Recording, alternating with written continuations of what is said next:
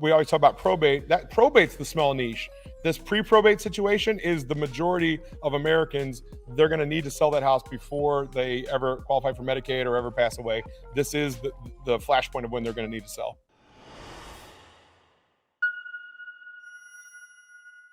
Finding my own leads back in 2011. For every deal we did via direct marketing, all the hits, the direct mail, the pay-per-click, all those things, we were going to do one other deal via relationship building. And so I started to look at the stereotypes of what our sellers were. Do you buy houses from 28-year-olds very often or 82-year-olds? 82-year-olds. Right, it's always senior. Guys, you've been working these kinds of leads. You just haven't prioritized or systematized this yet. And so I want to be clear about a couple things. I am not talking today about taking a single family home and turning it into a residential assisted living community. That's not what I'm talking about. Those guys are great. And it's every person that moves into those communities, whether they be a small box or a big box community. That's the flashpoint of the families needing to move in. And so back in 2011, I said, well, is anybody going directly to the senior living industry and building these relationships? And I was told no. And he said, you should go do that. And then so I went out and guys, I did it wrong.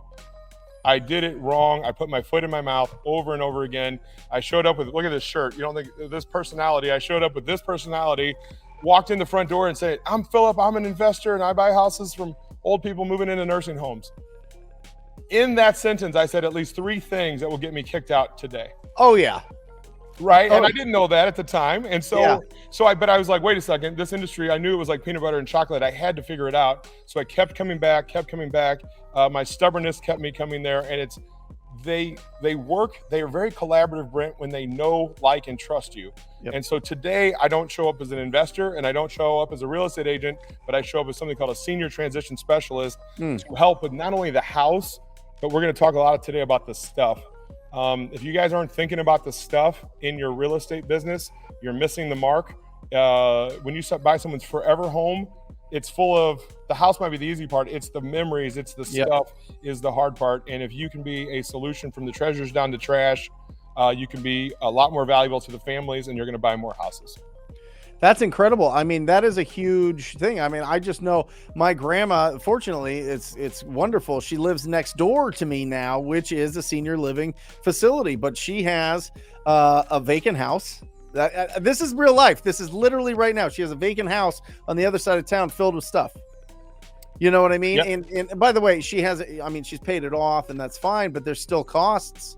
Right, she still keeps the utilities on. She's still making sure that she's paying her security, her alarm system, everything there. I mean, there's some just general costs involved there, but it's a whole house full of stuff. Yes. And what are we going to do with it? Would you say you said it was grandma or mom? You said grandma. Would you say grandma's affluent? No, she's lucky that she has that asset sitting there.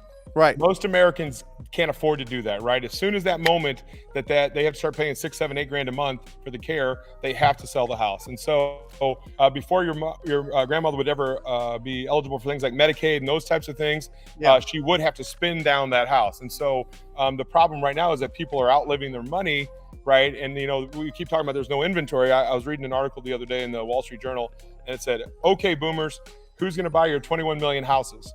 And it talked about the next 20 years, guys, for the next 20 years, 21 million boomers their parents are going to move into senior living or they're going to move into senior living.